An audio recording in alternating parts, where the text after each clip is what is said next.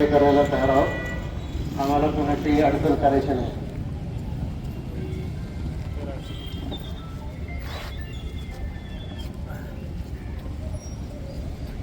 पुणे नाशिक रेल्वेच्या उभारणीसाठी ज्या काही घटना गेल्या काही दिवसामध्ये घडलेल्या आहेत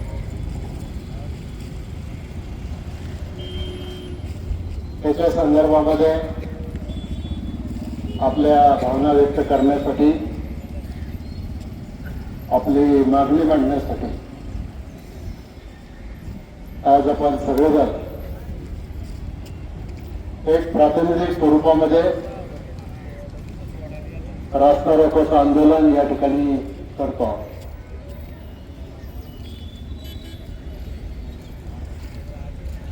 पुणे नाशिक रेल्वे झाली पाहिजे ही आपल्या सगळ्यांची खूप वर्षापासूनची मागणी.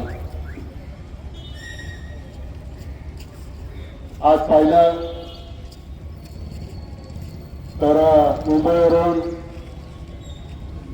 गुजरात आणि उत्तर भारताकडे जाणाऱ्या रेल्वे आहे. मुंबईवरून पुण्यावरून दक्षिण भारताकडे जाणाऱ्या रेल्वे आहेत. ॲम्ब्युलन्सवर जागा करून द्या.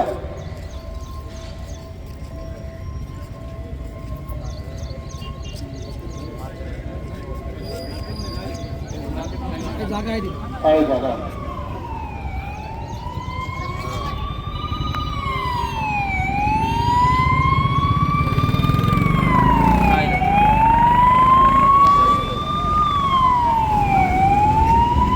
आतमध्ये बघा, आतमध्ये ट्रॅफिक होणार नाही असं बघा.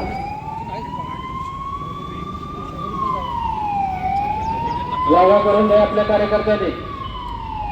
ॲम्ब्युलन्सला जागा करून द्या. बसले 5 मिनिटात संपवणार आहे, जास्त काय आपण वेळ घेणार नाही. आणि ही मागणी आपली तसं पाहिलं तर पुण्यावरून अहमदनगरला किंवा मनमाडला जायचं असलं तरी चौक मार्गे रेल्वेची सोय. फक्त एकच मार्ग जो राहिलेला होता तो तळेगाव पासून पुण्याला जी रेल्वे जाते तर त्या रेल्वेमध्ये पुण्यापासून नाशिकला जाणारी जर रेल्वे आहे आपण जर या ठिकाणी सुरू केली तर त्याचा फायदा या भागातल्या नागरिकांना, विद्यार्थ्यांना आणि विशेष करून शेतकऱ्यांना या रेल्वेचा फायदा त्या ठिकाणी जास्त होणार.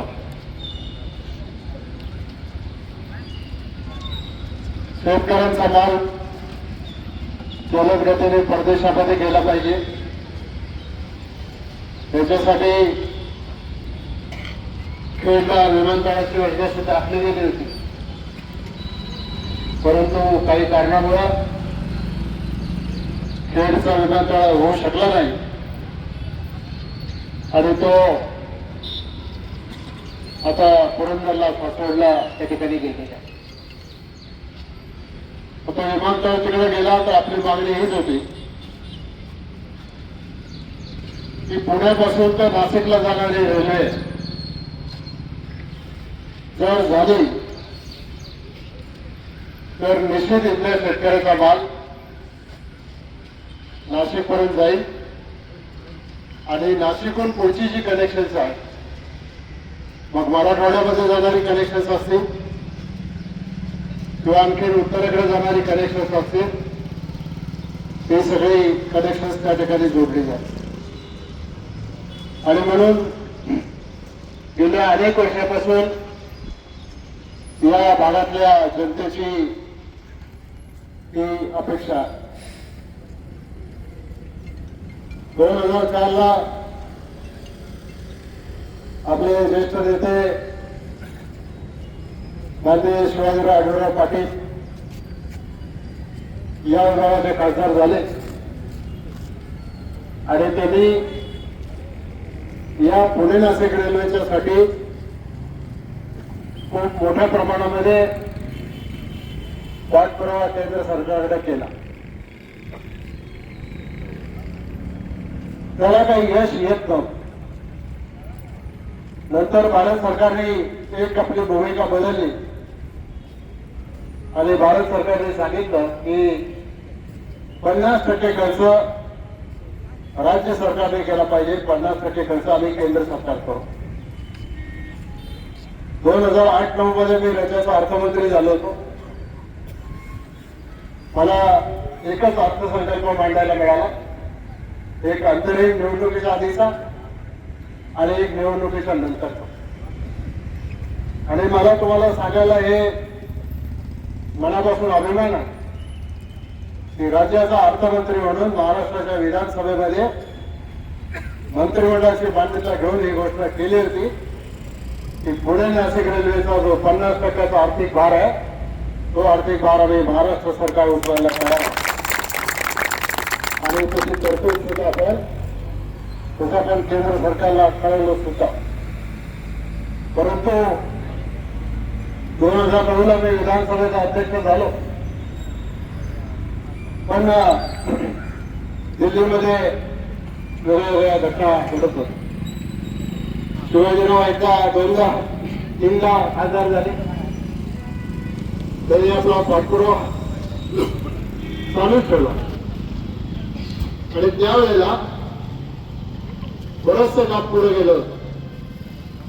परंतु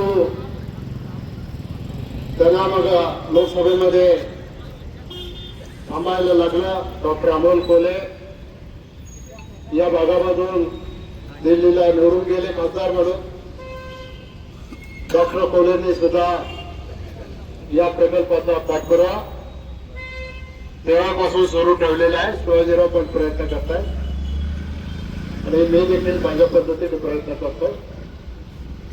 संगमनेरचे सत्यजित तांबे प्रयत्न करतायत, सिन्नरचे आमदार प्रयत्न करतायत,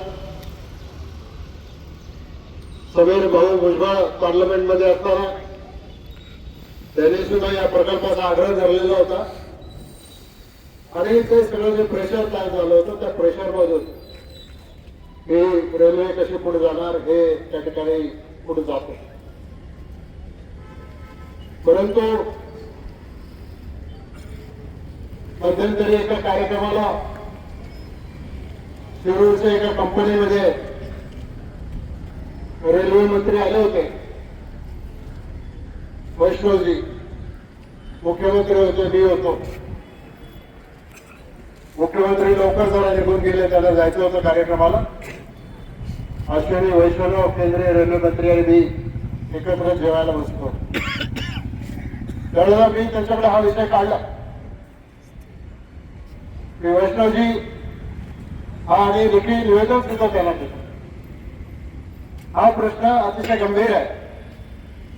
या भागातल्या लोकांची मागणी आहे आणि म्हणून याला गती दिली पाहिजे.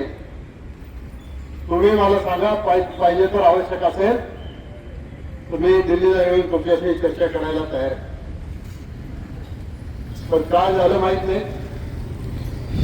रांजणगाववरून केंद्रीय रेल्वे मंत्री निघाले, पुण्याला रेल्वे स्टेशनला एका कार्यक्रमाला गेले. माझी बातमी आधीच आली होती. पुण्याच्या कार्यक्रमात रेल्वे मंत्र्यांनी मला त्यांनी स्पष्ट सांगितलं होतं की पुणे नाशिक रेल्वेचा आता तुमचा प्रकल्प रद्द झालेला आहे, तो आम्ही आमच्या लिस्टमधून काढून टाकतो. आणि ती घोषणा त्यांनी जाहीर पाळली. त्याच दिवशी पुण्याला गेल्यानंतर तिथं ती घोषणा केली आणि मग त्याच्यानंतर आम्ही सगळे जे संबंधित लोक आहोत या प्रकल्पाशी आम्ही सगळ्यांनी त्याचा प्रयत्न केला. हा प्रश्न महाराष्ट्राच्या विधानसभेमध्ये सुद्धा आम्ही उचलला.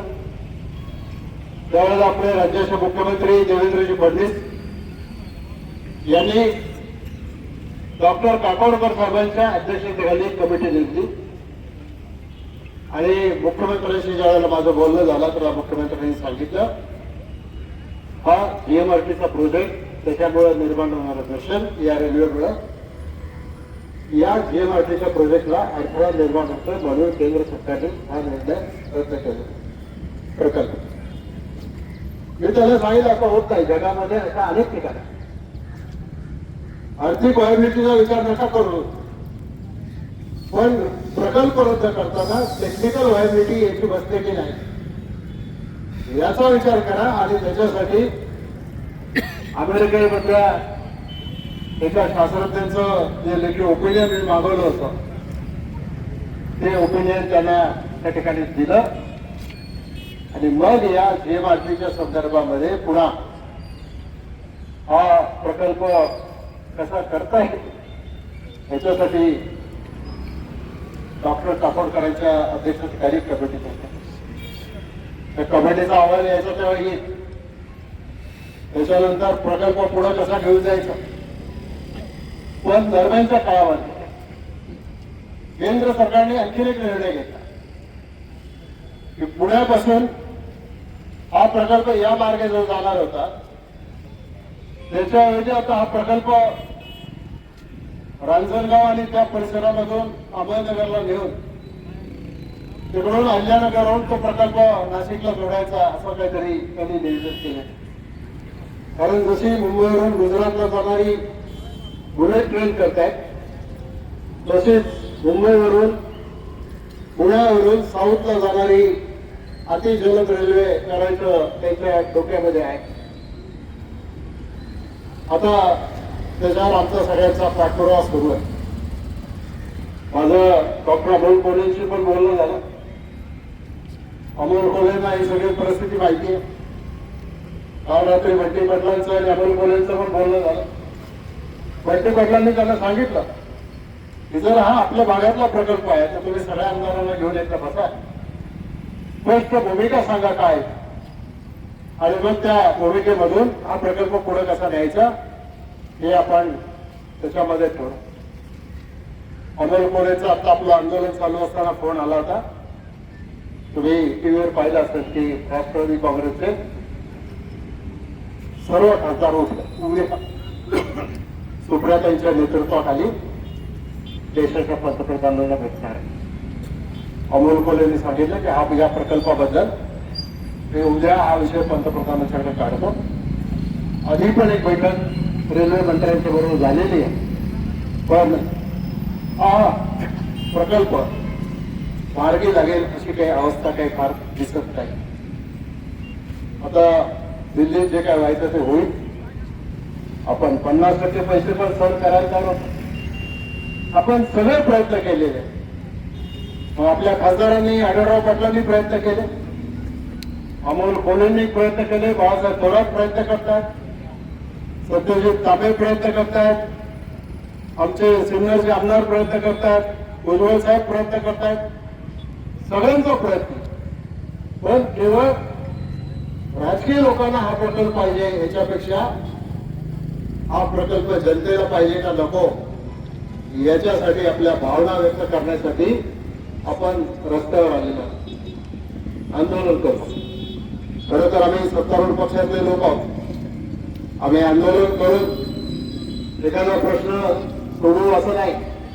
आम्हाला माहिती आहे कुठं नक्की कळ दाबली की कुठं रग लागते आणि कुठं रग लागली की कसा प्रश्न सुटतो ते, आणि मग तेच काम आपल्याला करायचं आहे. तरी सुद्धा जनमानसामध्ये, विशेषतः तरुण पिढीमध्ये, विद्यार्थ्यांमध्ये, विद्यार्थिनींमध्ये हे आंदोलन केल्याच्या नंतर काय होतं हे दिल्लीतल्या आणि शेतकऱ्यांच्या आंदोलनाच्या निमित्तानं आपण या देशामध्ये पाहिलेलं आहे.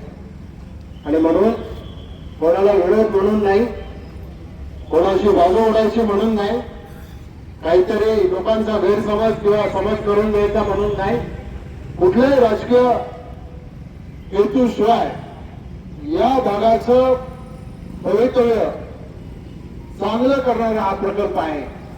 आणि म्हणून या प्रकल्पामध्ये आज कमी लोक कदाचित हजर असतील, पण या प्रकल्पामध्ये हजर असणाऱ्या लोकांच्या पेक्षा या दोन्ही तिन्ही चारही तालुक्यामधून उठाव झाला पाहिजे की आम्हाला हा प्रकल्प पाहिजे म्हणजे पाहिजे. आणि तो प्रकल्प सुरू करण्याच्या दृष्टिकोनातून आपण सगळेजण प्रयत्न करू. या पुढच्या काळामध्ये सुद्धा जेव्हा जेव्हा आम्ही तुम्हाला साथ घालू तेव्हा तेव्हा तुम्ही आपल्या मर्जीला या ठिकाणी आलं पाहिजे आणि या प्रकल्पामध्ये सहभाग घेतला पाहिजे. एवढंच मी आज या निमित्तानं सांगतो.